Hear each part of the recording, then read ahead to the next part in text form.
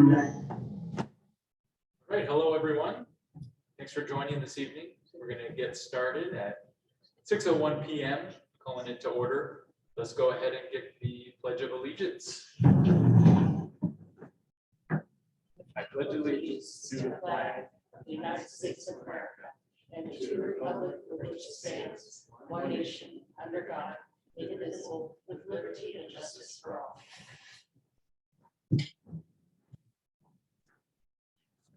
We'll do a quick roll call.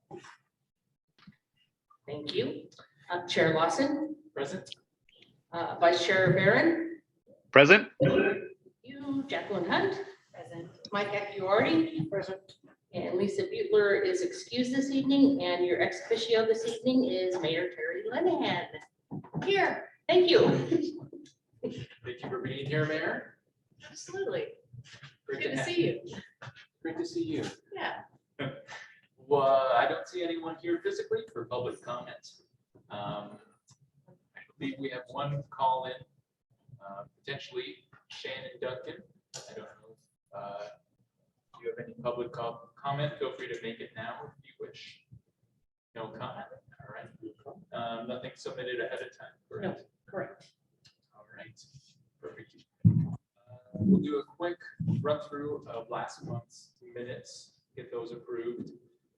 Again, our focus was working with our guest, Mary Bosch, on her community development presentation, the downtown revitalization, how we as a community and a committee can help kind of jumpstart some of those efforts. We also had our very enjoyable, crisp morning city walk where we looked at downtown and took some notes, had some learnings. I know I had a few learnings just in terms of things I didn't even realize were downtown part of the city. So any questions, follow up to just both last month's meeting as well as the downtown walk?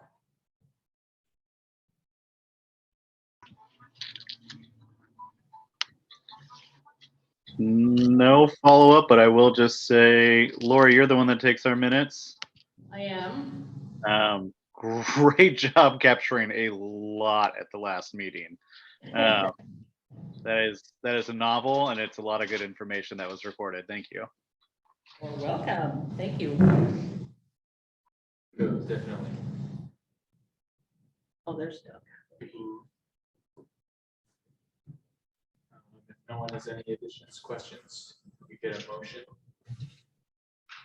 Make the motion to approve the minutes. All those in favor? Aye. Approved.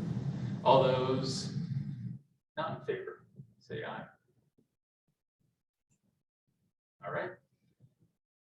With those approved, we'll go ahead and move into some new business. First on the docket, we have a guest here today. Bill, do you want to do just a quick intro before we dive into the good stuff? I would be happy to. Okay, so new business this evening. I would like to introduce Dave Van de Hey. He is the developer who has been working on and building the new commercial building on Glencoe that's situated just on the other side of the new Taco Bell building. And Dave has been working on getting tenants to go into this very nice new building. And he's also working with Taco Bell. So I'll let him kind of go into his project a bit. And what I told him was we were eager to learn about the project some. And we're also really eager to learn about what kinds of businesses have been looking to try to be in North Plains and might have talked to him about his building. And he doesn't have to go into extreme detail, but that kind of lets us know what's going on out there, because he's the one, you know, talking to businesses and hearing from them what they need. So without further ado, Dave, you're muted, but if you would like to go ahead and take it away. All right, just everyone can hear me? Yes. All right, Bill, thank you very much for the invite, and I appreciate the committee giving me the opportunity to, yeah, share some information about our project. I'll try to hit on the points that Bill mentioned, and I'll just start with a really quick kind of chronology to kind of set the stage for where we're at today. We actually purchased the project in January. It will have been 5 years ago. At the time, we didn't have a specific use in mind. We had just kind of kept our eye on that property, and the price was right at that time. And so we ended up making a deal and purchased the property.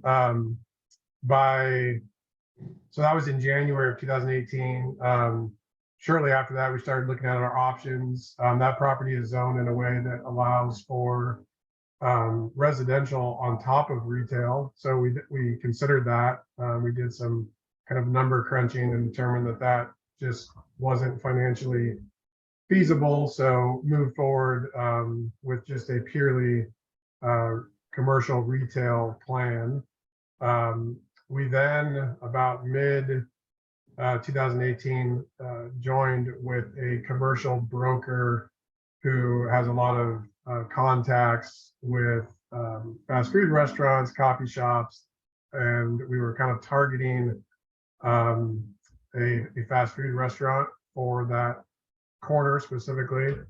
And we were faced with a lot of challenges in that quest, meaning that we didn't really have any interest. I've got a list, just run down really quick, of kind of all of the prospects that we contacted.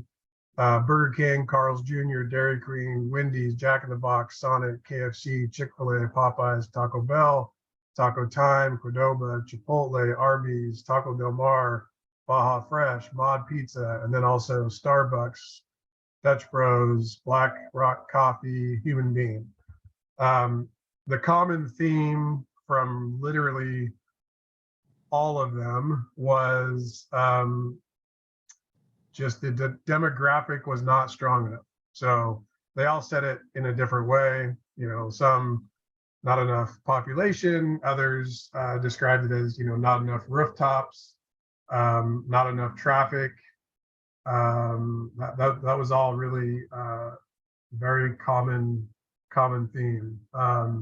We tried to emphasize the location of the property off of Highway 26, and at the time there was 35,000 daily trips that, you know, crossed by that exit, and that was all great, but still didn't kind of meet their requirements.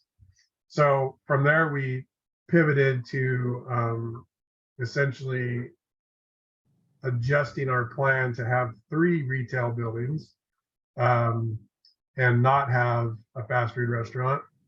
And we were going down that path with our design team, and a few months into that, Taco Bell came knocking on our door. This would have been fast forward to about November, December of 2019. And they simply, at that time, we weren't actively advertising, but we still had the sign up on the property. And so they were driving around on a weekend looking for some possible locations to expand. So ours contacted us. We initially were hoping to do a land lease, which is somewhat common with fast food restaurants. Taco Bell was not interested in that. Their main reason was, again, the size of North Plains. They were going to put in their smaller version of store, and financially it just didn't work out. You really needed to purchase the property for it to financially work out. So we went ahead and started the process of splitting the property. It was an L shape. Now it's a rectangle and a square essentially on the corner. So we split it so that we could sell the front portion of Taco Bell. So that was, you know, December 2019, March 2020. We all know what happened then. So Taco Bell calls up and says, "Hey, sorry, we're pulling out. Corporate is not allowing any new constructions or even any remodeling of any existing Taco Bell. So, you know, unless you want to cut the price in half, we're going to have to pass." And, you know, it's kind of hard to imagine what our thought process was back then in the beginning of COVID, but, you know, nobody knew what was going to happen. And there was a lot of question and concerns. And so 2 months later in May, which was not very long, he called again and said, hey, I'm interested again. They kind of opened the gates again for new development. So, you know, let's keep moving this forward. So that was in May 2020. And so continued down the path of having a Taco Bell in the front corner at the corner of Pacific and Glencoe, and then keep the back portion and develop 2 commercial buildings to keep ourselves. Obviously, mix in the pandemic and the additional time taken to kind of go through that process. So it's been an adventure, but the last year has been good in terms of progress. Taco Bell definitely got a much later start than they had hoped. I believe in their original timeline, they had hoped to open in October. They kind of missed the boat with the weather in the fall that we were able to beat and kind of bring our fill in before the rains came. So that kind of put them back a little bit. But once they get started, as you guys have seen, if you've been in the area, they move quickly. So yeah, we decided to go with 1 building. Where originally we were going to build 2 at the same time, but during that same period, lumber prices skyrocketed, other material prices went through the roof. The building became much more expensive than what was originally planned. So went with 1 building with the idea of filling that up and then moving on to the next building. So here we are with essentially the shell complete on the first building. We just have some steel awnings that are powder coat at the moment and should go up hopefully in the next couple of weeks, and that'll basically complete the exterior of the building. We've left the inside as a shell until we get tenants lined up so that we can have some flexibility in size of units, where to put walls, etc. So with that, I will mention some interest that we've had, which has been pretty broad scoped. So we advertised, we had a banner on the fence by Taco Bell, and then we also were advertised on LoopNet. And then we had a couple people contact us just through word of mouth. So I would say it was, 20% word of mouth and probably 40-40 with the banner and LoopNet, just as far as kind of advertising and marketing goes.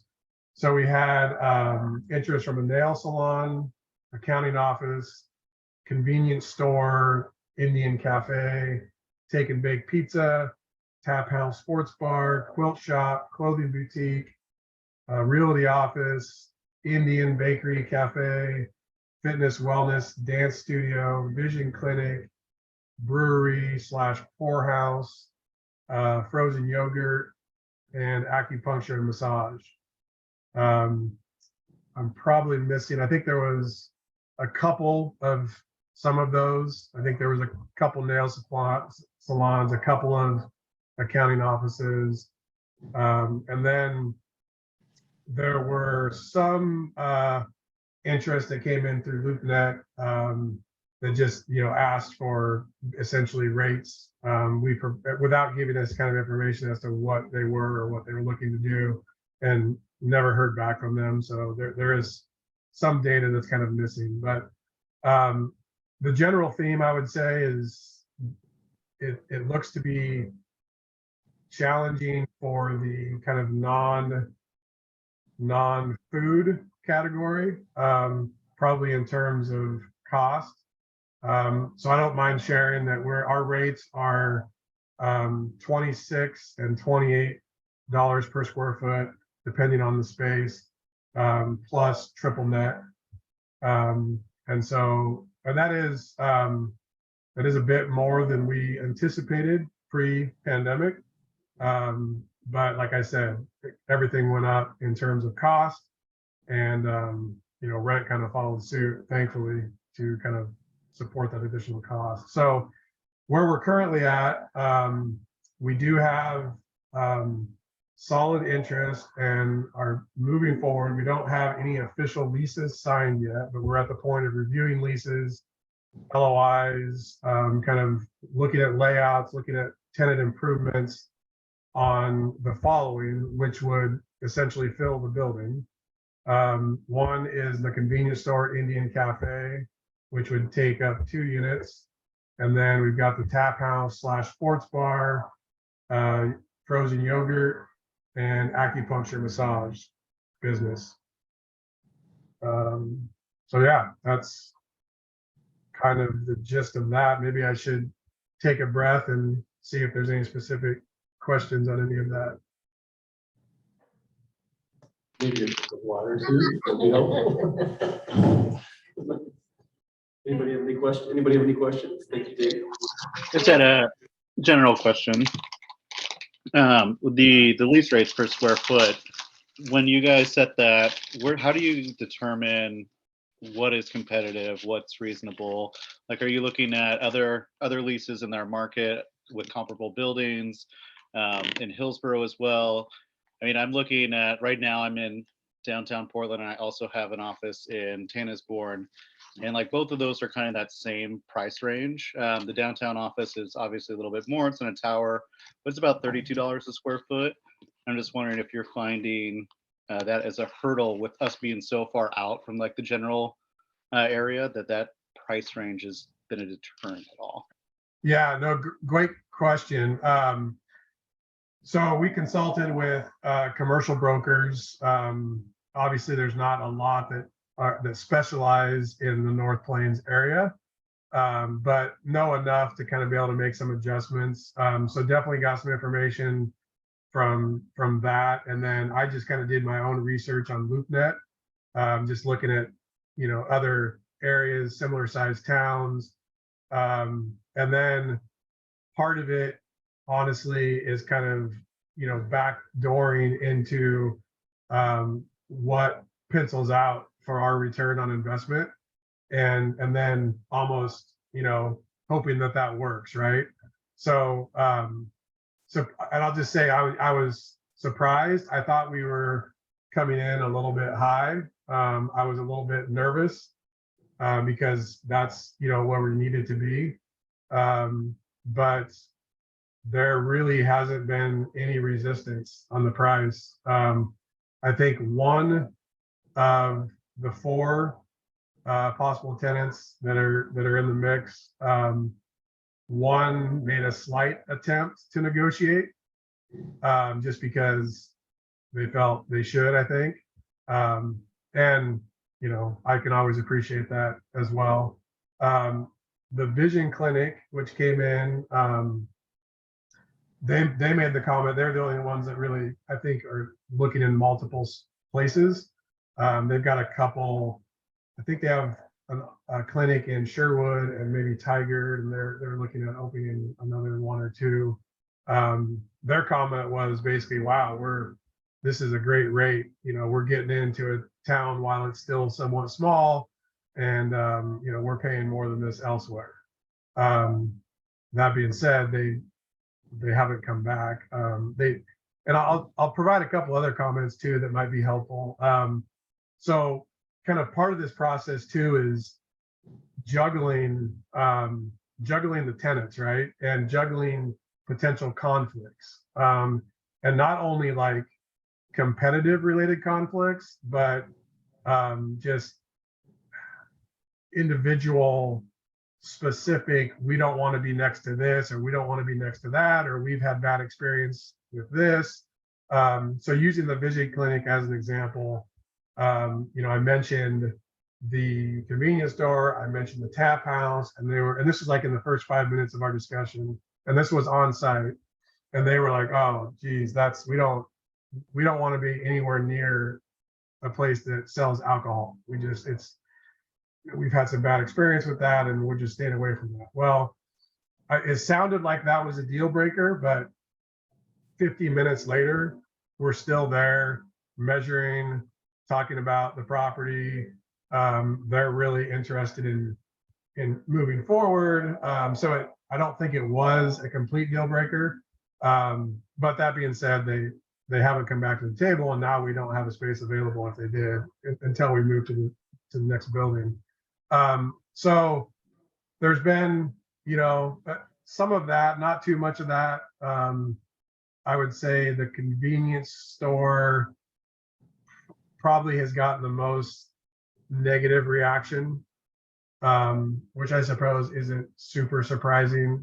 I think this one is going to have, assuming that it moves forward, is going to have kind of a unique twist in the Indian cafe part of it, which I think will make it, different than what's already in that area. And then there were definitely some of these that I listed were only interested if they could have the north unit, which is the prime unit. I mean, it's along Pacific. It's got a little patio area. It's got this, more exposure as you drive in. So, and that's where the convenience store, they were kind of the first ones to the table. So if that falls off, a few of these others would jump back in if they could get that north spot. So, yeah, and I think I touched on it a little bit, but I think Bill also mentioned talking about Taco Bell's involvement. Like I said, they came out of the blue. It was interesting going through some of the meetings. I'm sure Terry can remember when we were there, and there was I don't remember. I think it was the Planning Commission hearing, and there was some neighborhood comments about, oh my gosh, how can you bring in a Taco Bell across from King Torta? And we had to kind of talk through that, and there was this kind of, it seemed like there was a thought that we went out and recruited Taco Bell. We did, and they were the only ones that came in, after the 12th hour, essentially. So that was kind of interesting, but their involvement has been interesting because of the fact that we split the property to sell to them. So we started the development of the property and the off-street improvements before the property was split and sold to Taco Bell. So even though the deal was already inked, they were purchasing it. They had approval to build a Taco Bell. It was just a really unique situation because it was kind of under one permit, especially for the offsites. And so there was just a lot of coordination between myself and the Taco Bell franchisee to kind of get through that process. And then, once things were split, it was much cleaner, and they took off with their construction. And we obviously, we still share a common entrance. But other than that, they're a completely separate property entity owner at this point. Got another follow-up question. For those ones that have been reaching out, and I know you're filling these spaces pretty quickly, for the other businesses, is there a general interest in being in North Plains, or is it the buildings themselves that they're attracted to? And if there's that general interest in being in North Plains, is there a way that we could essentially figure out who those folks are as well? Because we just went on the business walk, and there's definitely some more spots that we could point out that even we as a group didn't think about prior. But yeah, if it's people that want to be in business in North Plains, I think there is definitely some more opportunities out there that, is just got on our radar as a group. Sure. Yeah, good question. I think some of both. The location, I think is a draw for some, being, where it's at and close to the 26 interchange, potentially even compared to downtown North Plains. But I would say, as I'm looking down the list again, most of them definitely, I think, seeking out North Plains. And I will definitely, I've got Bill's information. I can pass along kind of those ones that, for example, there's, and and I think Bill's already aware of this one, but there's a brewery poorhouse that was interested but didn't want to be next to another tap house, and also wasn't excited about the convenience store. So whether or not they would be interested in another location in North Plains, potentially. Yeah, like the Vision Clinic was, they're just looking for expansion. North Plains was kind of on their list as one of the possibilities. I would say several of them are locals, right? They're people that live in North Plains. The frozen yogurt place are North Plains residents. The tap house is a North Plains resident.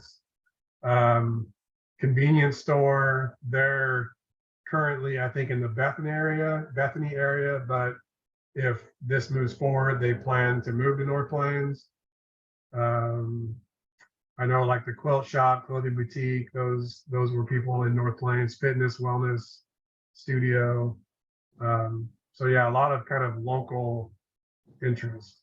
So yeah, I'll definitely pass along those, that we can kind of work in our space. And I think a lot of those are the price reason. So, assuming there's some existing spaces that didn't cost as much to construct as a new building, it may work out better for them. I know one of the places did look at the recently vacant place across the street, across Glencoe, that used to be a chiropractor office, I believe. And that space just didn't, I think it's a unique space. I haven't been in there, but I think it was a house that's been added onto multiple times, and it's kind of got a little bit of a funky layout potentially. But yeah, I think there's probably some opportunity there if there's potentially some opportunity for lower rates. I think that's probably the biggest hurdle. Jacqueline, did you have a question? Oh, it has been answered. Anybody else have a question? Mayor. Hi, Dave. Mayor Lenahan here. How's it going? Good. Good. I have a question. I'm just kind of curious. Are you advertising just regionally, or are you advertising these spaces nationally, or in a different way? I'm just kind of curious what that looks like. Yeah, no, it's I would call it regionally. I mean, obviously not just North Plains as far as that small of an area, but not nationally.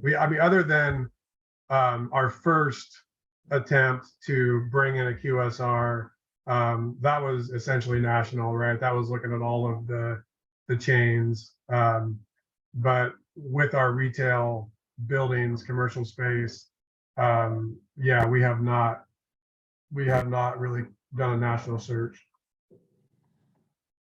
I asked because at one point, I knew of a financial firm that was looking for office space in North Plains. And at the time of the inquiry, there was nothing available.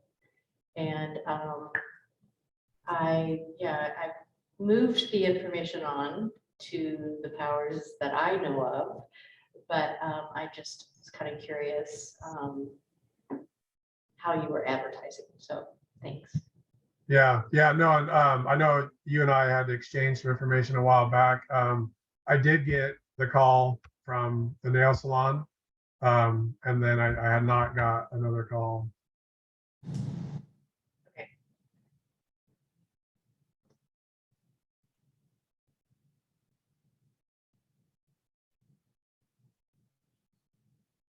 Anybody else? I guess one question. Hi, my name's Eric. Thanks for giving us the in-depth rundown there and teaching us a bit about it. I guess going forward, once the spaces are filled, are there certain things that you would be looking for from the city or from a committee like ourselves that we could help be supportive in even if it's just kind of liaison role between yourself and the city, or any services we can offer? Yeah, possibly. I guess I'm not sure at this point. I would say one, just similar to, kind of what Chris had mentioned in sharing possible prospects that, didn't work out for us. And I think this has already been happening, but if you guys hear about, other people that are interested in the space, we do have another building to fill. It would be great to have a couple of those spaces pre-leased prior to construction. Oftentimes it is a build it and they will come situation. People like to do the walkthrough and to see it, but we do have another identical building that they can now see and walk through. So yeah, other than that, I mean, so far it's been really great working with North Plains on every level. I think it probably was sometime in 2018. I came to, I think, one of the first Economic Development Committee meetings. If it sounds right, that maybe it was formed around then. So that I think it's a great committee. And yeah, I mean, I definitely will let you know once kind of the rubber hits the road and, we've got businesses go in there. I can think of maybe something along the lines of we, get together with, the tenants in the building, or, maybe invite them to one of these meetings or something, and just kind of have a roundtable with, new tenants to the area, something like that, maybe. Just, staying engaged. Yeah. It's a great idea. I like that. Any other questions, comments? Oh, I just have one comment. I'm excited about the prospects of this Indian cafe opening. Have they signed a pre-lease? So we have a LOI, and they're currently reviewing the lease. I mean, we've essentially agreed to all the terms. So it's just kind of the typical legal review, go through the 40 pages of legal jargon. But more importantly, they're working on figuring out the layout, figuring out the budget. We are offering, I didn't mention this earlier, but we are offering a tenant improvement allowance to kind of get people in the door. But with this use, because they want an Indian cafe part of it, they're going to need a kitchen, which requires a hood, a grease trap, some things that are decently expensive. And also, the standard big display glass door coolers that you see in convenience stores, which, they were quoted like 120 grand for one of those. So they're trying to look at the budget a little bit. Our tenant improvement allowance is not going to cover everything. So they're working through that. They're not a chain convenience store. So it's taking a little bit to kind of work through the details. They have an Indian restaurant, and they have an Indian food cart in Forest Grove. The restaurant, I think, is in Hillsborough, but I can't say for sure. It might be Beaverton. So they're kind of pivoting to the convenience store with the Indian twist.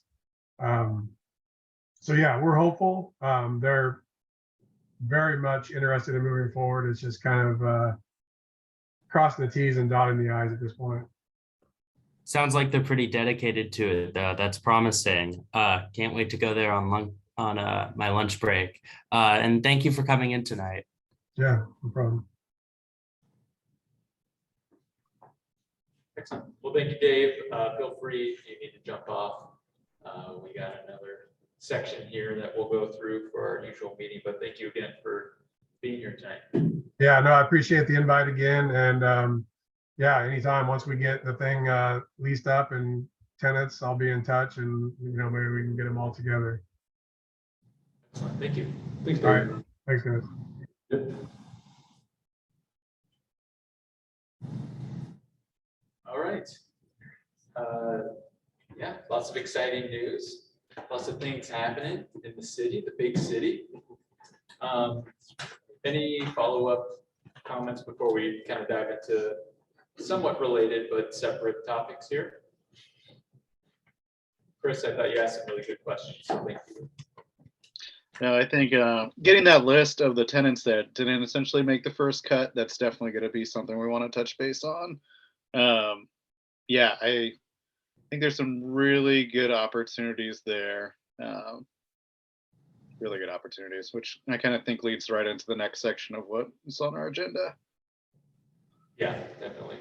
I actually have one quick comment. Getting into the money aspect of what Dave is doing. And this isn't a gripe necessarily, but it's something to be aware of, this committee to be aware of. When Dave was talking about lease rates and his lease rates in his building are lower, or some of the tenants thought it was a deal. One thing that Dave, I guess what I want to say is, Dave is paying the same county transportation development tax that he would pay if he were building the same building in Beaverton or in Hillsborough, Tannisbourne, anywhere where rents are much higher. He's paying the same countywide rate in North Plains, but he's earning lower lease rates because North Plains is more rural, more distant. Right. And so he's realizing being pinched by that. Yeah. And so as we talk about more businesses, different types of buildings coming into town, one thing to keep in mind about maybe thinking about and talking about later is, is that fair? Is that something we should kind of take up with active partners and talk to the county about in some way? Or that's going to be a big cost for the Glencoe Opportunity Area, and it's a big cost for, it's the same, again, it's, North Plains doesn't implement that tax, the county does. We collect the money, but we didn't vote and say, the mayor didn't say, hey, we want these businesses to pay a lot of money. This is a county thing. And so I just want to be cognizant that businesses here aren't earning quite as much locating here, but they're still paying a high countywide tax there.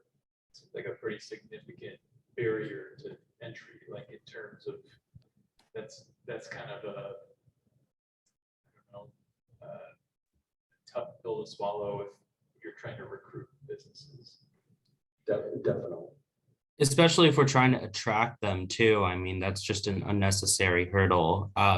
Probably wouldn't be unheard of for them to scale it to different areas in their cost of living.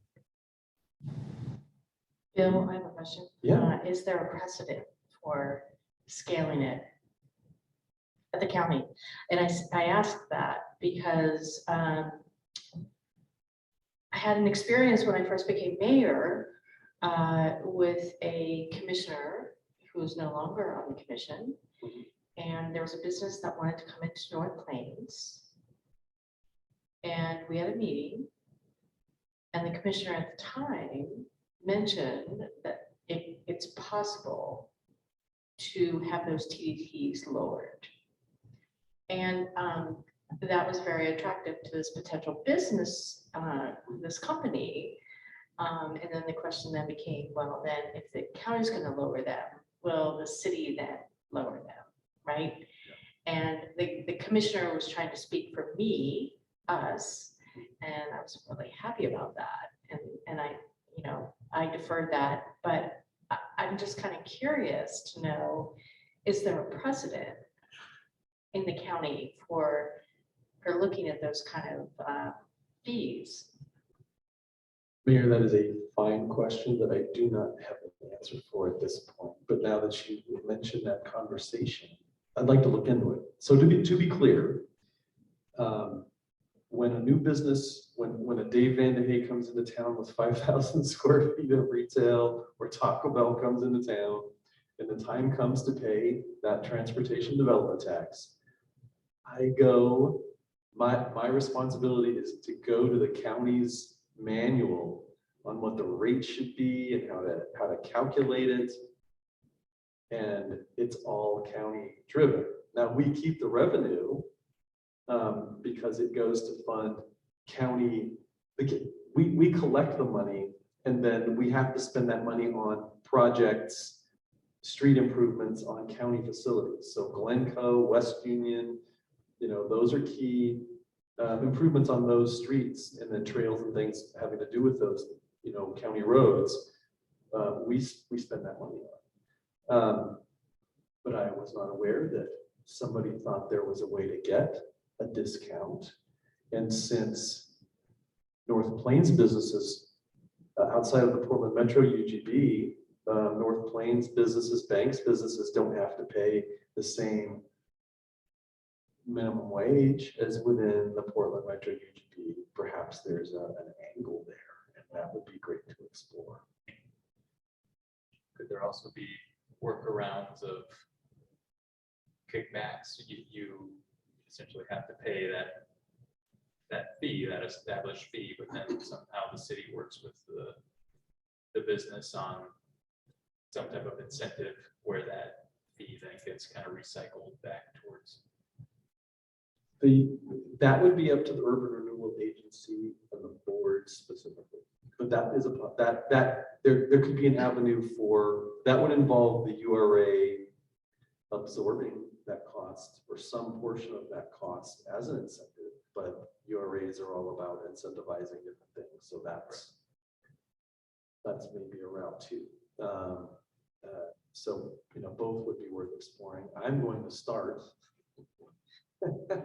as the person who signs the checks on URA expenditures. I'm going to start with the county, but that's worth exploring. And then I also want to like just expound on that a little bit, because when I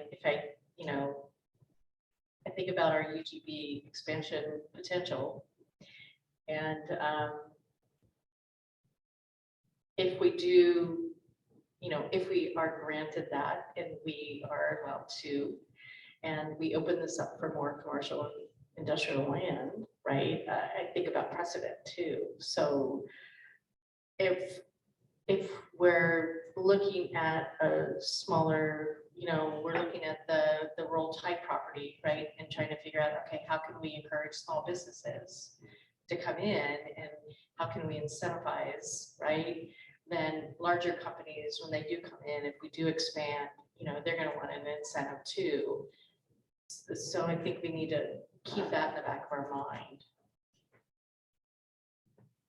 No, good point. Okay, sorry. That was a meandering side conversation. So there you go. That was good though. I'm sorry, you guys are.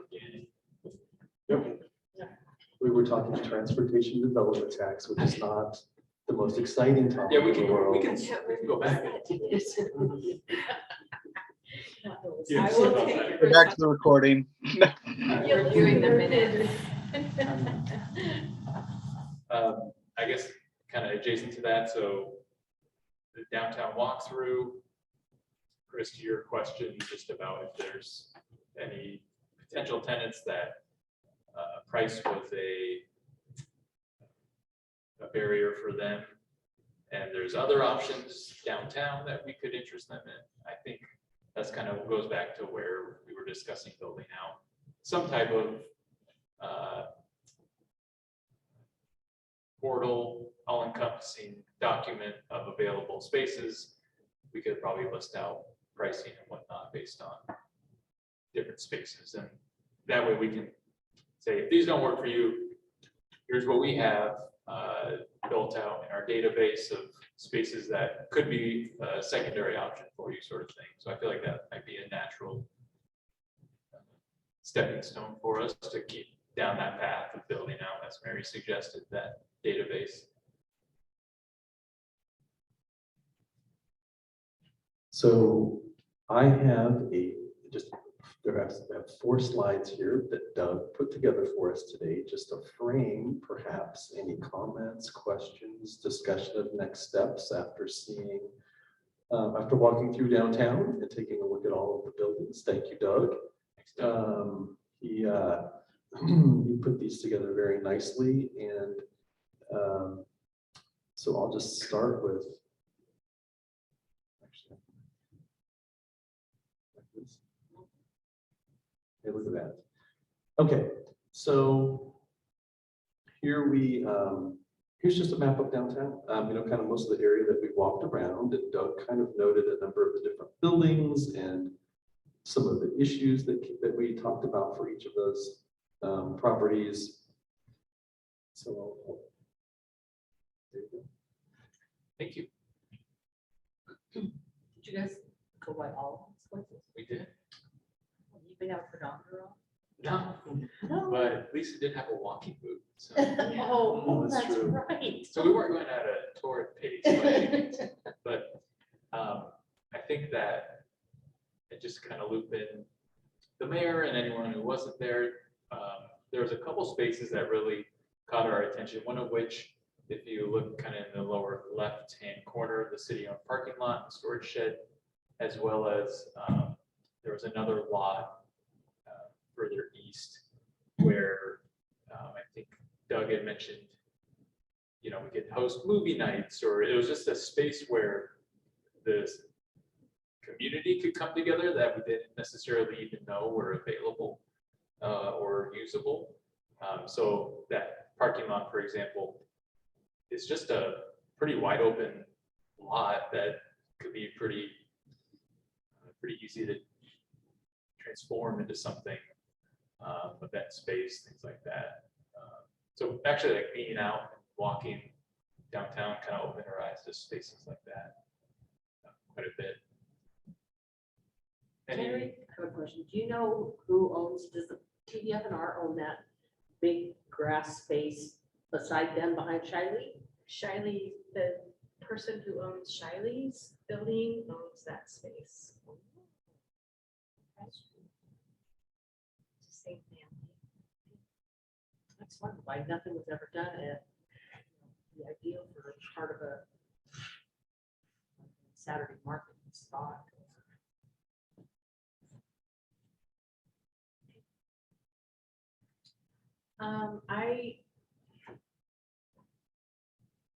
I know in the past, there's been conversation with that family, but there's been a little resistance.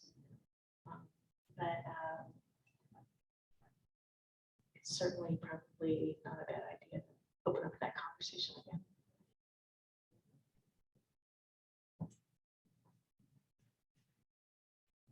Do you mind flipping through the next couple of slides?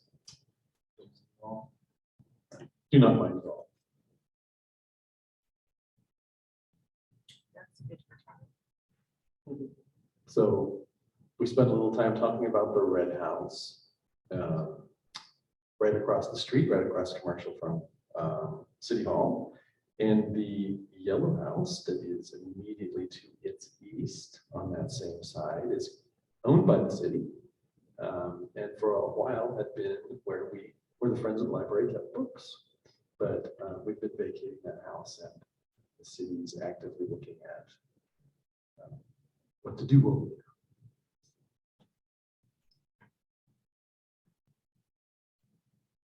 And then the other buildings or area of focus that we talked about were the mural buildings. And thank you, Doug, for getting the very useful shot from the backside, because we have these lovely murals, and everybody who goes down Commercial gets to see them, of course.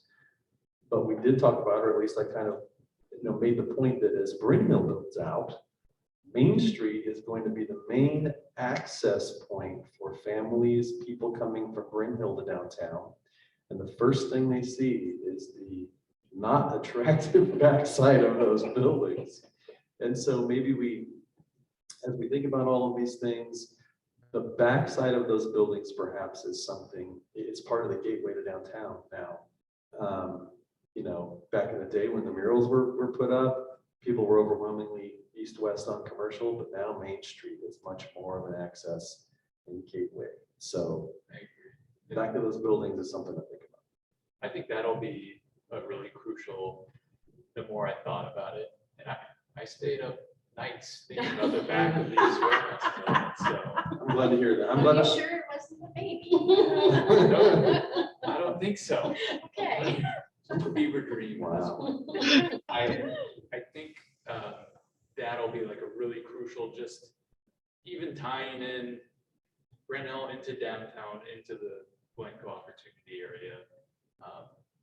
Trying to make that as cohesive as possible would essentially, if you're viewing it from Brent Hill through to Glencoe instead of the other way around, that's essentially the first stop. So I don't know if Lisa's not here, but is the downtown committee addressing specific? I know they've addressed the buildings in general, but everything I've seen has been uses and what to do with the murals, not necessarily the backside at all.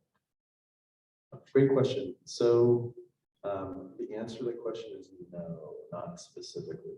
The plan does give more treatment to how to better access or do different things with the buildings from Commercial Street. So making some kind of modifications to the mural side, whether it's open a gap in between the murals and the buildings, or maybe kind of doing some kind of open close action for the mural buildings or something. That's been the focus, but the backside hasn't been as much of a focus. And one of the things that we have to understand, there are two things we have to understand better: owner intent, as well as the railroad buffer, and what's possible, what's not. So one thing we did talk about was the idea of, well, what if the property owner or somebody who bought the property, if the existing property owner ever bought it, what if we, not the best word I can come up with is, what if we, the two middle buildings, what if we chopped those in half from the back and created kind of an interior open space so that little restaurants or trucks or whatever, there would be kind of an area in the middle. So 4 buildings total, but the 2 in the middle would only be half their current size. And in place of that other half would be kind of a plaza or something. So that was what we kind of talked about too. Maybe we don't mess with the commercial side. Maybe we make modifications, or maybe we work with somebody to make modifications otherwise. So I really liked that idea. I have to say, the only thing that helped me get to sleep when I was was that the potential of that interspace plaza yard, if you will. So that would definitely be a lot of work, I would assume. I think the big work, and this is really good segue into next steps for you all, because you kind of talked about when we were on our tour, but that is, but what does the owner think and want to do?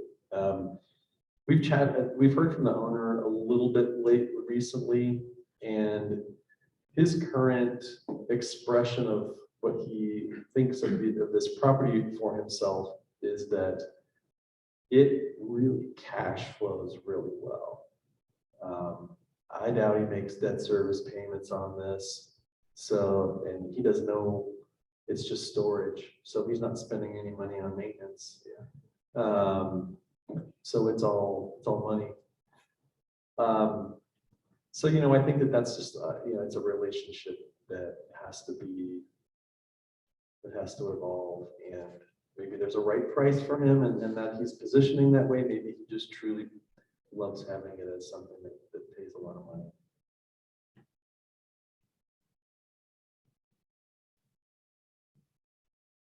When you say a lot of money, it would be interesting to understand that in square feet.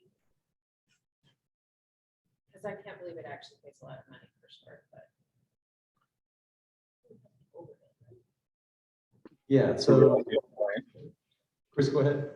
I was just gonna say that's a really good point. I mean, yeah, it's probably cash flowing from a sense that it's storage, but I mean, he's not probably leasing it out at $28 a square foot. It's probably a fixed price just to have a space to actually keep stuff in there. So if you were to actually turn it into a building that's usable, and you can then lease it out at like $25, $26, $27 a square foot, I'm sure there's a way to put it on paper to show him that he's leaving quite a bit of money out on the table. Yeah, you then have an operating business that you have to manage a little bit. But I bet you there's a whole lot more money there. Good point. Just the banker's 2 cents. I don't know anything about money though. We need to get that message across for the sake of our town, but also for the sake of Eric's sleep habits. I gotta get my sleep, guys. He's gonna be sitting there shaking tonight. It's just not at the market value. It's not at market value. It's gonna be okay, Eric. It's just storage space. Jacqueline, you had a follow-up? Yeah, I was thinking about the $26 a square foot nationally, that's not very high. And he said something about on top of the triple net, which confused me, because that felt like the triple net rent. So there was a little language there I was wanting clarification on, but if I just went with the assumption of $26 a square foot, that's. I think what he was referring to is is adding the amortized cost of the tenant improvements into the lease rate on top of that. Like the 26 to 28 is for the shell. And then when the specific business comes in, and realizes what their tenant improvements are, he's gonna pay for a part of that with an allowance. But what he doesn't pay for gets amortized in the lease. Okay, so just the one-time TI stuff. Yes, I think that's correct. That was that, yeah. And so just real estate talk for folks who aren't as familiar. Triple net simply, when you lease a building triple net, what that means is that you the business are renting the building for the shell, and to use the building inside as you see fit. But you pay a lower lease rate as a result of that, but you're responsible for your own taxes, you're responsible for your own utilities, you're responsible for your own maintenance inside. So he's charging that kind of a lease rate structure where the businesses who move in are responsible for all those things on their own. When you go to a mall or a more kind of elaborately developed retail center, lease rates frequently tend to be full service. And that means that when you pay your rent check to your property manager, you're paying for everything. That's all included. And the property manager pays those things for you. Thank you. Oh, and TI means tenant improvement. Tenant improvement. Yeah. Did he mention a Dollar General in the list of companies? Because I think we're the only small town in America that doesn't have one. And it's kind of odd that they're not busting down the door to get here, you know? The Glencoe Opportunity Area is our Dollar I General. know. Avoidance. It's funny that you should say that because you were not in the room when I mentioned this, but there was a business that wanted to come into North Plains and have discounted TDTs and STCs, and it happened to be Dollar General. Oh, And I said, no, thank you. Full circle here. they were. Yeah, and I know from my time over in Forest Grove, the Dollar General was trying to come in there as well. And they pretty much got chased out of town and said, don't you ever even think about coming this way. So maybe we've just like collectively as Western Washington County have scared the Dollar General from coming out towards our area. Well, in Forest Grove, they wanted it in a ridiculous place. Where there Yeah, was- they wanted it off Main Street and they're just like, what are you talking about? You're crazy. So the funny thing about Dollar General is they've been slow to penetrate Washington County in part because of that transportation development tax I talked about earlier. When they were querying North Plains, I just took a look. I looked at other transactions that they had done elsewhere in Oregon to see what they were paying and what they were doing. And pretty much, this was 2 years ago, pretty much everywhere else in the state of Oregon, they had opened a shop, primarily the Willamette Valley. They had paid not much more and not much less than $300,000 for an acre of land to put a store on. The TDT doesn't exist outside of Washington County, the Transportation Development Tax. So in all the other counties, Marion County, Amherst County, all these other counties, they don't charge the TDT, and the TDT for a grocery, for a Dollar General store is about $300,000. So that TDT doubled the cost of what they were willing or comfortable to pay for a site. So that's a case maybe where the countywide transportation development tax has helped avoid that sort of store. And we're not going to incentivize a television. That's one instance where I'm thankful for the TDT. There you go. We're gonna stick with our storage bin. To get principal. Sorry. All right, I know we are winding down here time-wise. I think next meeting, we should revisit the downtown walkthrough just to talk concrete next steps and just get a little bit more in depth with some of our findings, some development since 2 weeks ago when we were out there.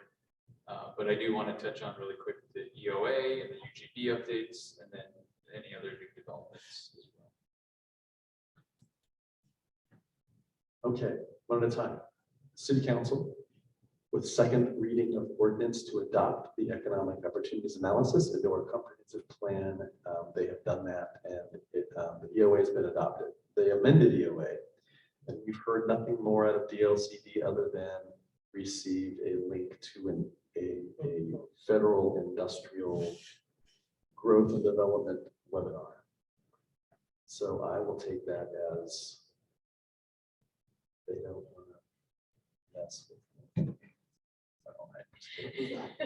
No, I think we'll hear more from them as we move through the formal where's the UGB line and so on and so forth. That's the very last and next step. As far as EOA, we haven't heard anything out. Let's EOA. What other items? UGB. We have a meeting next. There's a meeting next month of the advisory committee for the UGB. And we're going to, I don't know if it's the last meeting or the second to last, but we're going to go over recommendations of where the line should be. Get feedback and then that's it. So that's the January. And I'll plan on representing this committee going off of, we essentially created a memo last year with our recommendations that I think have evolved slightly, but not too much in terms of where we would see the best fit for residential, commercial, etc. So I'll be, I guess, a proponent for that recommendations that we had, which was more residential kind of in the northwest of the UGB, focusing commercial and whatnot on or the east side. If it's more industrial, going far west, no pun intended there, and trying to divert some traffic to the Sturgeon exit, things like that. So just quick refresher, I can share that memo that we put together. Again, I think it was a year ago, if not more. So, I think you'll find that a lot of those recommendations of I don't want to say have been realized, but a lot of what we're going to see is going to be similar. So as far as, let's see, anything else about the UGB? Oh yeah, one other thing, we had a meeting with PGE and they're aware of, with the task force, they're aware of what we've been doing and what is being planned, and they expressed to us the desire to have factored into our UGB planning a sizable facility. And by sizable, I mean more than big enough to support all of future industry that would consider North Plains, as well as provide some power redundancy on the west side of the county. So they're looking at making a major investment. So we'll see how that plays out, but that was a nice bit of good news. Okay, so that's UGB. last was just any other ongoing developments. I have a question about that. So PGE investment, Have you received a letter of support from PGE for our UGB expansion? They are working on it, and it will be submitted to both the county board and to DLCD when the UGB, full UGB application is submitted. But they didn't come in at the EOA adoption time, but they will be coming in. And they're going to participate in the concept planning process with that DLCD grant that we got. And will they be referencing their major investment for growth in Western Washington County? They pretty quickly talked about it, about what they're thinking. So I would think so. They were thinking on the west side of town.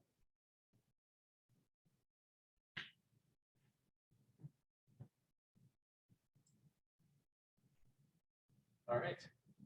Any other city developments that you can think of, Bill, off the top of your head? January 31st will be the next downtown plan advisory committee meeting, and they will be going over the draft full document for the plan and action plan for downtown. That, and then the Far West development, the Far West property on West Union that has, well, 2 meetings ago, clearly residents were concerned. They showed up here thinking, and we were happy to let them kind of chime in and express concerns, but we did make it clear we're not a decision-making body. So when this goes before planning commission, that's the decision-making body on the land use application. Anyway, they had a second neighborhood meeting, including Zoom. I did not get to see it for various reasons, but we do have a land use application in, and Steve Millett, our planner, is about done doing completeness review. So we may ask them to add a few more things here and there, or it may be fully complete, and then the clock starts running on when it goes before the planning commission.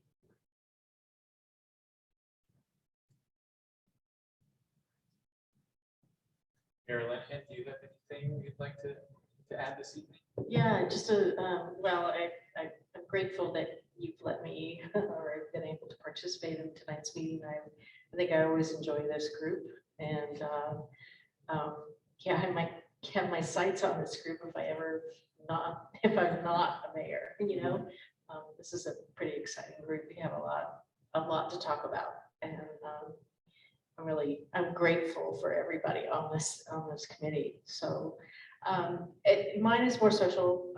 December 19th, the city council is having a kind of a low-key impromptu holiday, just event after our city council meeting. It's going to be super low-key, just maybe an hour and a half, either here at the senior center, and just connecting with each other face to face. It's not often that city council, AgDev, planning commission, parks, that we all kind of get together in one room. So if you are around and can attend, watch your email. Lori and I will work together to try to get something out to everybody. But we would love, for everyone to come and just, visit and stay as long as you want. And I think we'll probably shoot to start around 7:30 because we do have a city council meeting that night. So our plan is to start about 6 with a work session, and then have our regular session meeting, and then hopefully socialize beginning around 7:30. So again, if you can come for 10 minutes or 20 minutes or 30 minutes, that would be great, just to connect socially. That'd be fun.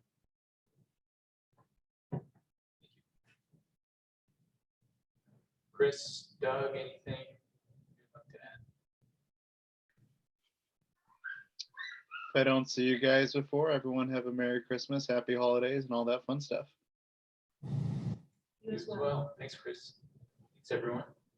We'll go ahead and call this meeting adjourned at 7:10 p.m. We're all good.